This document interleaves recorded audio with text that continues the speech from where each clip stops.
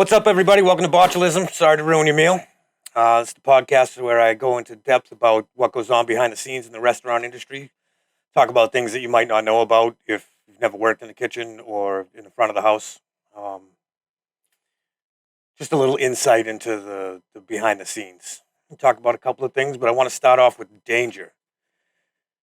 Restaurants are dangerous. The kitchen is extremely dangerous. There are a million ways to fuck yourself up in a kitchen.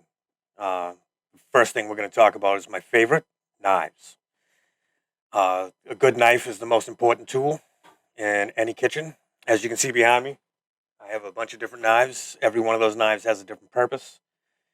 And you have to make sure you're using the right knife for the right thing, because it's easy to mess yourself up if you're trying to use the wrong knife. Um, there's a knife for everything. There's slicing knives that's just made for slicing meat. There are vegetable knives, paring knives, utility knives, chef's knives. Chef knife's your best friend. That's the utility knife. You can do just about anything with a chef knife if you really practice and take care of it. Uh, Knives have to be sharp. If you're at home and you're cooking at home, you've probably had the same knife forever. You need to take care of those knives. It's easier to cut yourself with a dull knife than it is with a sharp knife. And I know how asinine that sounds, but it's true, because when you're cutting, you don't want to push down. Pushing down makes whatever you cut and spread out. You want to let the knife do the work, and a dull knife is not going to do that work. A sharp knife, when you slide the knife across, will cut through whatever you're cutting without having to push. So if your knife is dull, you're pushing down on whatever you're trying to cut, and you're more likely to cut yourself. Uh, you know, it dull knives are worse. They cut worse than a sharp knife. Sharp knife, you don't have to work as hard. So if you have some knives that are in your kitchen that you don't really take care of, I got a couple of things to talk about. So knife care is important. So some of you may have one of these in your kitchen. This isn't a sharpener. I know a lot of people think they're sharpening their knives when they're using this. All this does is straighten it. When you use your knife, every time you put it down on the cutting board, there's a gradual, imperceptible little wave that goes into the blade of the knife. And over time, it'll build up. All this does is straighten out the blade. Takes all those little wobblies right out of your blade. Uh, run it over this a couple of times, and it straightens it out. You should do that right before you use your knife every single time you use it. That's just basic knife care right there. But if you want to sharpen your knife, go on Amazon, get one of these. This is a Sharpening Stone, and you can go on YouTube. There's a million videos about how to sharpen a knife, and this is the most important thing with knife care. You know, every couple of days, I usually sharpen my knives so I don't get hurt. When you have an expensive knife, it's always good to put it in a sheath. It's a plastic sheath. Nothing can hit it. Nothing's going to nick it. Um, just keeps it completely protected. And I don't put it anywhere but in my drawer in the sheath, because I don't want it. It's got its own little compartment in the drawer. It just stays separate from everything. So this knife stays ridiculously sharp, which is important. You want a sharp knife. Um, if you're observant enough when you're out and about, uh, on the tee late at night or early in the morning, if you look around, you'll see someone with like a blue Band-Aid on. That's usually from a restaurant. They usually cut themselves. That means they cut themselves. We use blue Band-Aids, so if it falls off, it's easily identifiable. Uh, Blue stands out. Not too much blue in food.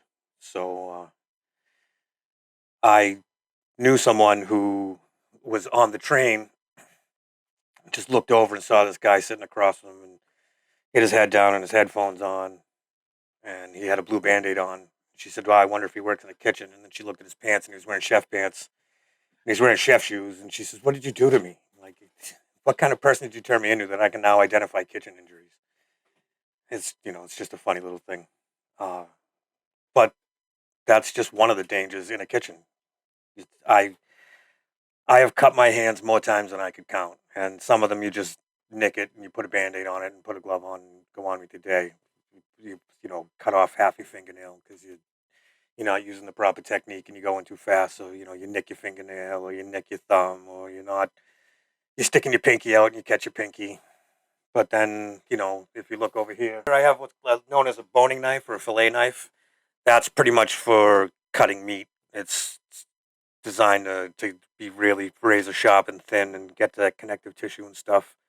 And it's perfect for taking the skin off of fish. And I personally was trying to skin a fish in culinary school. I didn't really know what I was doing and was trying too hard. And I was pushing and pushing, and I let go with my index finger and was just pushing with my thumb. And then when it finally cut through the skin, the knife pretty much embedded itself in my finger to the bone, halfway up my finger. And, you know, that was just me not really knowing what I'm doing. So if you're going to try to do something at home that you've never done before, basically watch YouTube videos, do your research. Don't don't do something that's going to hurt you. So that it's going to hurt yourself. If you're uncomfortable, there's tons of information out there to show you the proper way to do it and how not to hurt yourself. And if you have a sharp enough knife and you do your research, there's pretty much nothing you can't do. Um, Other things that are dangerous in the kitchen: hot oil. That splashes everywhere. It's always There's oil in every dish. There's always hot oil. Fryers are full of 350-degree oil, and it spatters.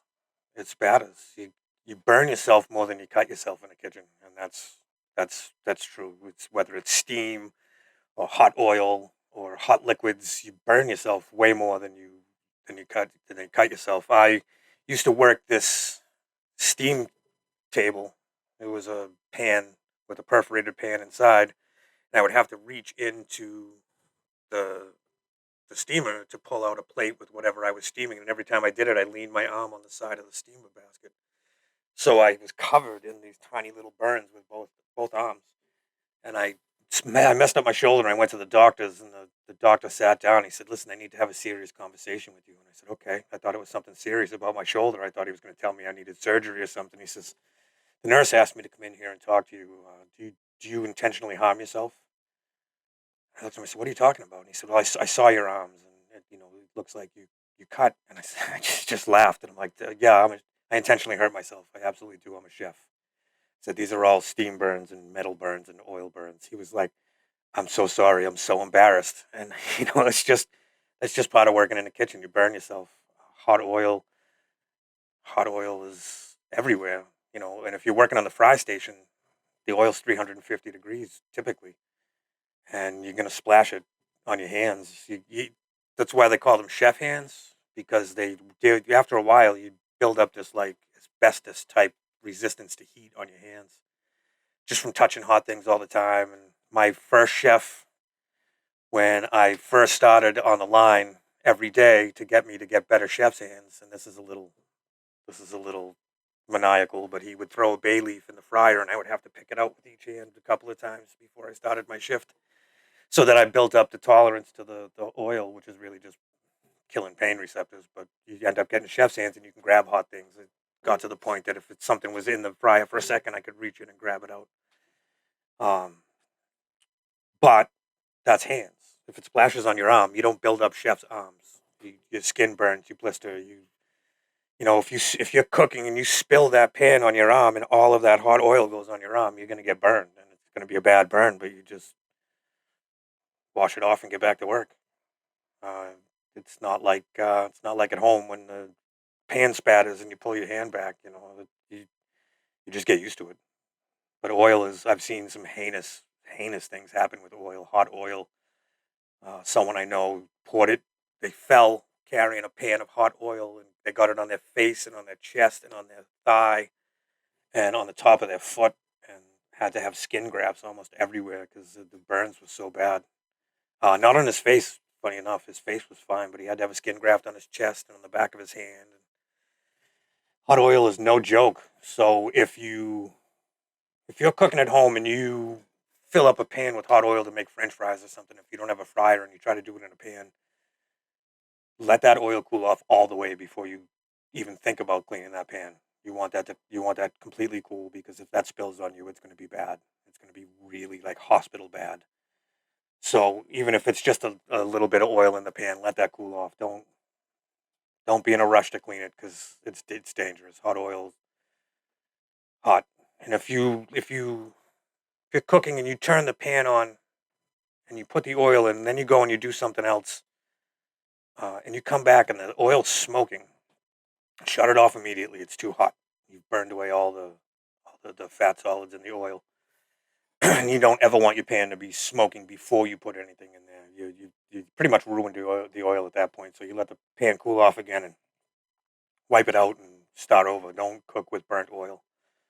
It's twice as dangerous. It's not doing the job that you want it to do. And it's no good. It's none. So the thing that makes oil hot, typically in a kitchen, is fire. So let's talk about fire. There's a lot of fire in the kitchen too. Uh, Especially if you work in an Asian restaurant and there's a wok, there's a lot of fire. Those things are like fucking jet engines. And it's easy to burn yourself when there's flames everywhere. It's on the stove, inside the fryer, inside a steamer. Everything's gas run, so there's flames in everything. And gas is just as dangerous. I've seen some gas explosions that were pretty hairy. It's a dangerous business. So one of the other dangers is general bodily harm. And what does that mean? Well, lots of stuff in the kitchen is really heavy. You fill a pan full of meat and liquid, and you're trying to take it out of the oven, and you're talking about 60 pounds hot. So if it starts to slosh a little bit, you get a little wobbly. You can throw out your back, you can pull out your shoulder, you can, do yourself some serious damage trying not to burn yourself. You twist funny and you fuck up your back or you fuck up your arm. And or your leg, your knee, you slip on a wet floor and you twist your ankle or you wrench your knee.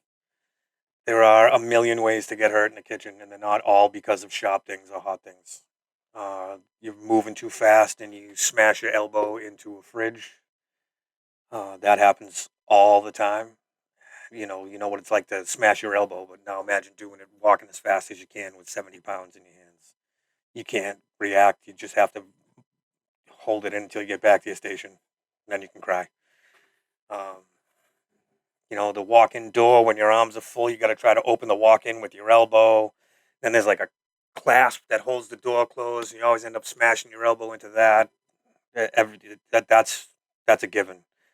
Elbows get hit everywhere. You're turning around too fast and you smash your elbow into the stove. The basic bodily injuries that you know come with the territory. You're standing for 16 hours at a time. You get a little weak, and then you go to walk down a flight of stairs with something heavy, and your knee buckles because you've been standing on it all day. I actually fell down a flight of stairs once because I was in a rush and I was tired. I had been working 80 hours and I didn't want to make more than one trip, so I tried to take as much as I could, and I was just exhausted. So I made it down. I made it down about 2 stairs before my knee gave out, and I just threw everything that was in my hands, ruined it all, and fell all the way down the stairs. So uh, there's plenty of danger everywhere in the kitchen. So exhaustion is probably the biggest one. That's one of the biggest dangers in the kitchen. Uh, if you're working more than 40 hours a week, there's a good chance by the fifth day on the job you're exhausted, and like fully, completely exhausted, and you just get up and you work. Um, as an executive chef, you're working 80, 100 hours a week, and there's very little downtime because when you're not working, you're thinking about working. You're thinking about how to make service run smoother. You're thinking about what new dishes you want to put on the menu. You're thinking about if the service was bad that night. You're thinking about why it went bad. So you get home after a 16-hour day and you're sitting in bed for 2 hours, keeping yourself awake, thinking about how everything could have been different. And if you work 7 days a week, 16 hours a day, 7 days a week, I've been there. Uh, you have very little time to do laundry or, shower. You shower as soon as you get home from work because you're disgusting from all the food all over you. And then if you're lucky, you got a couple of hours to sleep before you got to get back up again. When I owned my own restaurant, we were in there at 5 in the morning making bread every morning. And when bread was done, we'd prep out for lunch service. Right around 9, we'd stop prepping out for lunch service. Lunch started at 11, went till 3.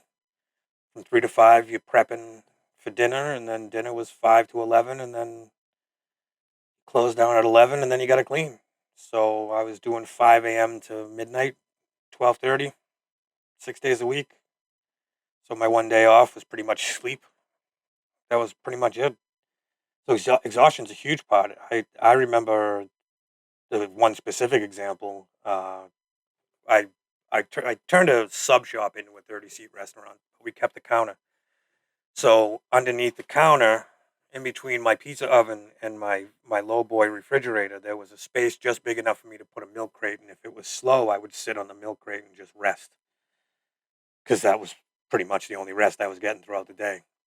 And I just remember sitting there one day with my head in my hands and opening my eyes, and the entire staff of the restaurant was standing in front of me. And I said, "This looks like an intervention."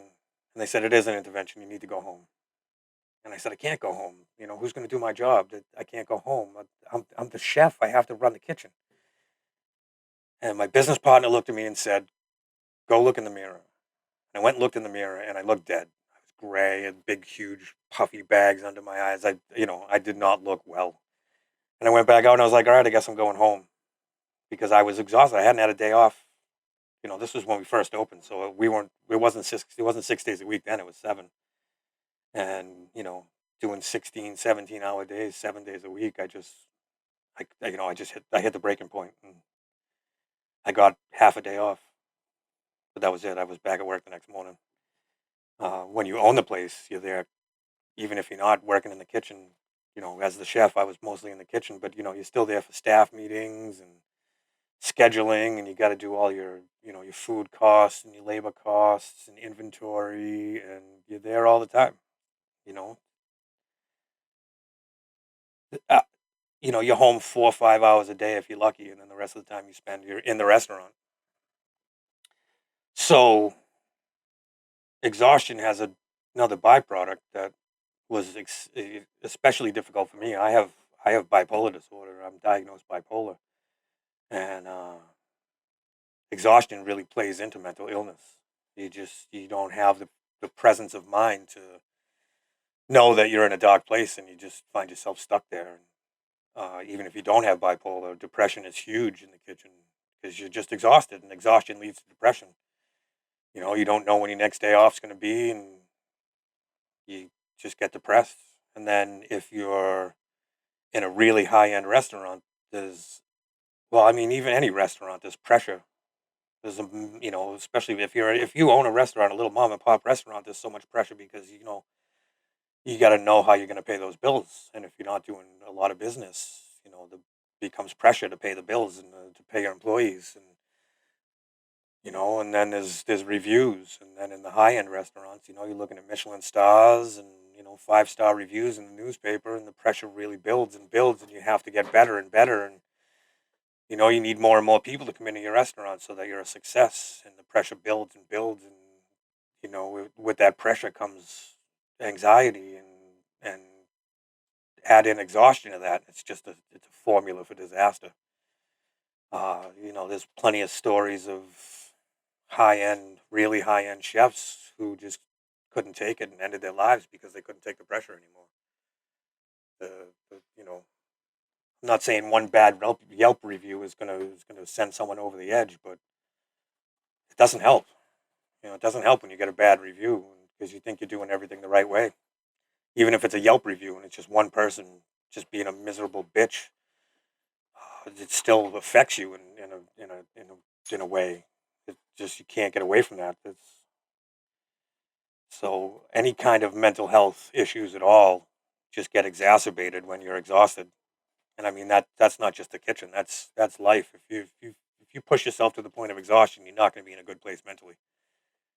And then if you have to perform every night, in the kitchen. If you're serving 200-300 people a night and you're exhausted and depressed, it's 10 times harder, 100 times harder, and you just have to slog through it and hope for the best, which is tough. It's, super tough. So another danger in the kitchen, and I'm going to speak this very carefully, is illness. And I don't mean getting sick from the food. I mean illness, because it's part of exhaustion. You work yourself to death and you're exhausted. Your immune system isn't what it used to be, and you're not eating right, and you're not staying as hydrated as you should. And next thing you know, a simple cold is the flu because you're fucking exhausted, and you didn't take care of yourself when you had a cold, and now it's bronchitis. And that's big with working, you know, 80, 100 hours a week. It's trying to fight off illness is twice as hard. And the way it works in the kitchen, we used to say joking around, but not really. We used to say you don't call in sick, you call in dead, and like that was the only viable reason to call in sick. So if you had a cold, you went to work, and you were just miserable. Instead of drinking a gallon of water, you're drinking a gallon of tea. You know what I mean? You got ginger lemon tea because it's the only way you can make it through the shift. So it gets worse and it gets worse, and then instead of being sick for 4 days, you're sick for 2 weeks or a month, and you just can't get rid of it. Or sick for a whole winter. Um, that's another danger of working in the restaurant industry. Front of the house, back of the house, whatever. If you're working a lot, chance and you're dealing with so many people in and out, there's a chance you're going to get sick, and there's a good chance that you're not going to get rid of it for a while. So the other thing I want to talk about today, and I talked a little bit about it in the first episode, but I think it's important enough to go over again, is one of the main components that I don't think people think about as a diner, but you definitely think about as a restaurant worker, is sacrifice. So if you have the idea that you want to work in the restaurant business, the most important thing you have to understand is sacrifice, because you're going to sacrifice a lot. I mean, a lot. You're expected to be devoted to the restaurant, to give the best service. You're expected to sacrifice for the restaurant. The restaurant comes first. So what do you have to sacrifice? Well, the first thing you have to sacrifice is your time. And it's not once you decide that you want to be in the kitchen, sacrificing your time, it's secondary. You know that you're going to have to devote a lot of time to mastering your craft. If you're a good cook, you want to get better every day. So that takes a lot of time and a lot of effort. And, you learn from every dish you do wrong, or if you cut the vegetables wrong and the chef shows you how to do it the right way, and, you don't want to do it wrong again. So you get better at it. And that takes time. That takes a lot of time. If you go to culinary school, that's a lot of time. I went to an associate's program, and that was still 22 months. And you're not good when you stop, but you put in the time and you get better every day. Uh, you know, I was working while I was going to culinary school, so I got a little added advantage. Actually, a lot of the people that I went to culinary school with were working in the industry while they were in culinary school. And culinary school is pretty much uh, you learn. I think you learn more in the kitchen. I think culinary school is great for your resume. It's gotten me jobs for sure. But I think I learned more in the kitchen than I ever did in culinary school. But it was it was my way to learn. I thought that was the right route to go. And I'm not saying it's a bad idea. It's just if you're determined enough, you can just jump into a kitchen as a prep cook and work your way up. Um, but you're gonna have to sacrifice your time. Even if you start at a job that's 40 hours a week, you're gonna be working Wednesday through Saturday or Wednesday through Sunday, and you're not gonna get Fridays and Saturdays off, Sundays off. You're gonna you're gonna sacrifice all your key time for any kind of social interaction. So that's the biggest sacrifice right there, is dedicating yourself and devoting yourself to the restaurant at the key times when other people are out eating, you're working. And that's the most important thing you have to understand when you're working in the kitchen, is that you're basically working when everyone else is having fun. and there's no way around that. That's a given. That's set in stone. And if that's not something that sounds like it's for you, then you don't belong in the kitchen. That's simple. Uh, Once you get up to salaried positions, once you're a sous chef and an executive chef or a chef de cuisine, you're looking at 60 hours, but mostly it's 80 to 100 because you got to be there all the time. You're in charge of everything. And, all the things that I said, you're in charge of food costs and labor costs and inventory and ordering and scheduling, sanitation training, basic supervision. So to do that correctly, you're there 80 hours a week, 100 hours a week. Uh, it's just what it is. It's the sacrifice that you make to have the position that you have. You sacrifice all of your time, which can get difficult with, relationships, which is what I want to talk about next, because that's another sacrifice that you're going to make. You're going to sacrifice relationships. The, specifically, most glaringly, is romantic relationships.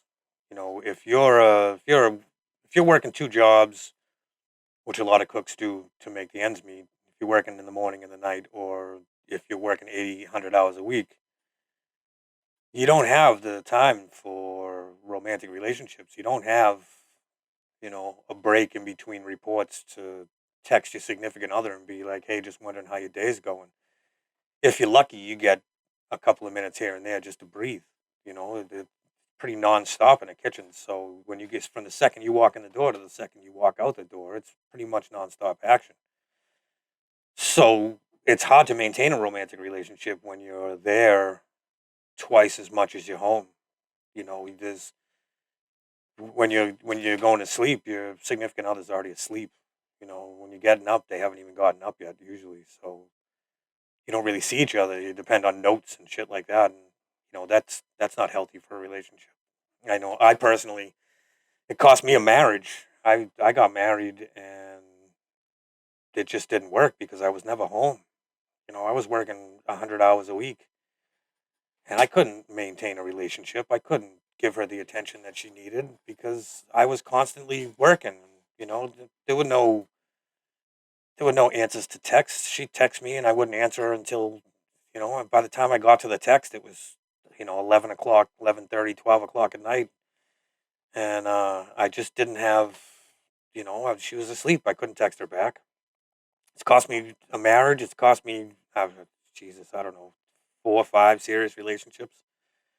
Because you just can't maintain a serious relationship romantically with someone when you're never home. When you're home 4 or 5 hours a day and it's only when they're sleeping, you can't build a relationship with that and you can't maintain a relationship with that. There's no hope. There's no hope of maintaining a relationship when you're gone 80, 100 hours a week. So that's a big sacrifice. You just kind of, as I said in the first episode, you either end up with someone else who's in the restaurant industry, or you just don't end up with anyone. You just, live for work. That's pretty much the way it is. You either, I mean, I'm not saying it doesn't work with people, but it's rare. It's tough. It takes a lot of patience. It takes a lot of patience. And if you don't have the patience, if your significant other isn't as patient as they need to be, then it's not going to work. So, you know, this is just the way it is. The other thing is sacrificing is friendships because, you don't see each other anymore because, I mean, listen, you don't sacrifice your good friendships. Your good friendships are going to be your good friendships. And it doesn't matter how long you go in between seeing each other, but you don't see them. You don't see your friends, you know. You get a text and be like, hey, everyone's coming over to my house on Friday. And you're like, oh, great. That's the busiest night of the week. That's not happening. You know what I mean? And if you do go, it's after work and you're there for half an hour and you're falling asleep and, you can't keep your eyes open because you've been working all day and you smell like food and it's hot oil and sweat. And, everyone wants to talk to you about how cool it is to work in the restaurant industry and you just want to talk about absolutely anything else.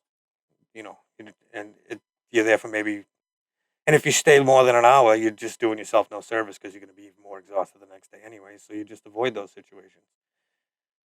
And then the other thing about friendships, the other thing is sacrifice is common ground. Like you spend so much time at work, it becomes your life, and that's all you think about. And, you're thinking about recipes, and you're thinking about how to get your food costs down, and scheduling, and this person needs a vacation, and who's going to cover that shift.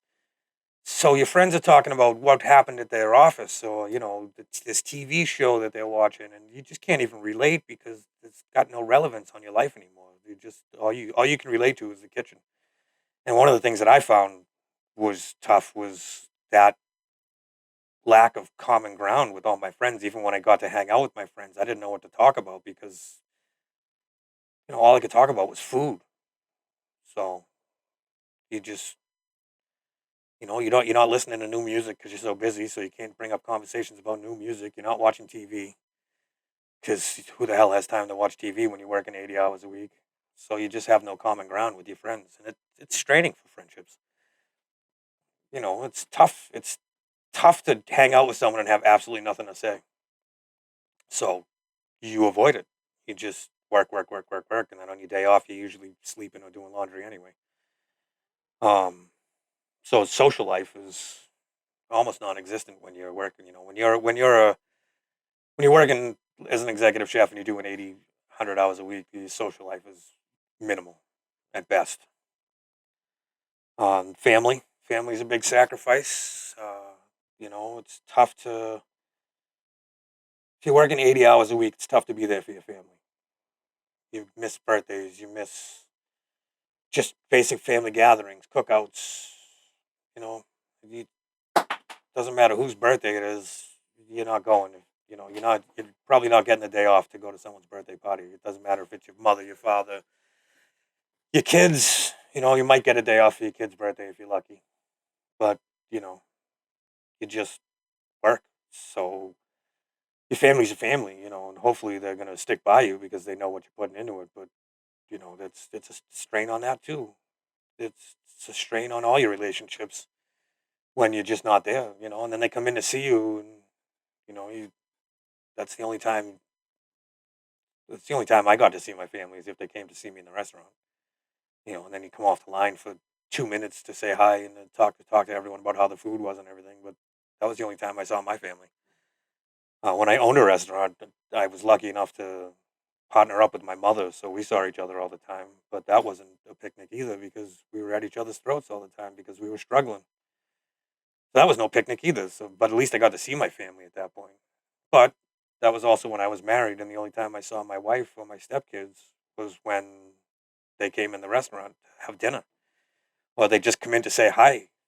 That's I was that I had no time, and that's pretty common having you don't have time for your family, and I stopped working in kitchens when I found out I was going to have a kid.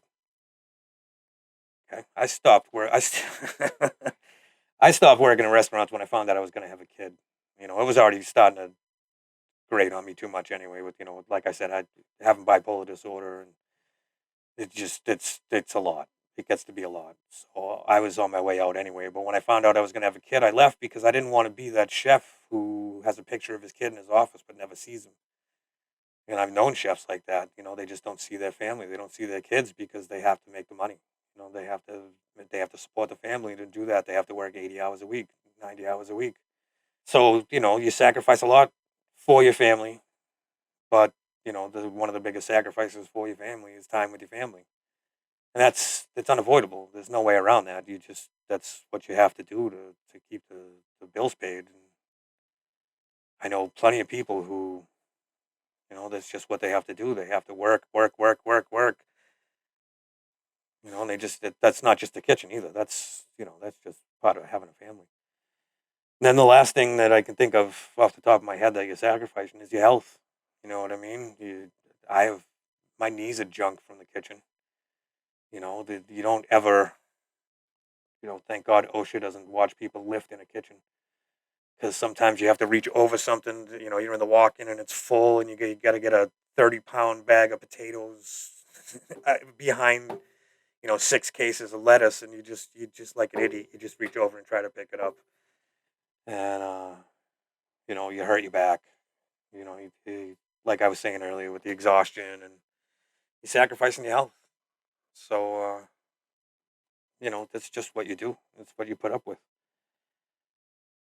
But that's what makes kitchen people so special, and I don't mean that in a good way. Um, but I just wanted to reiterate that's one of the sacrifices you're going to have to make if you ever want to get into the kitchen. That's pretty much it for today. As always, if you have a story about experiences in a restaurant, front of the house, back of the house, whatever, food runner, manager, owner, if you have a story you want to tell, just email me at botchilismpodcast@gmail.com. Uh, Love to have people tell me their stories, or if you don't want to talk, I'll tell you a story for you. But I'd love to get some funny anecdotes from people in the restaurant business. Basically about what we talk about now. Some injury you got and you never went to the hospital for, or the worst service you've ever had, just stuff like that. Follow us on the socials. There's Instagram. We're working on a TikTok, so we'll have one of those soon. And thanks for joining me.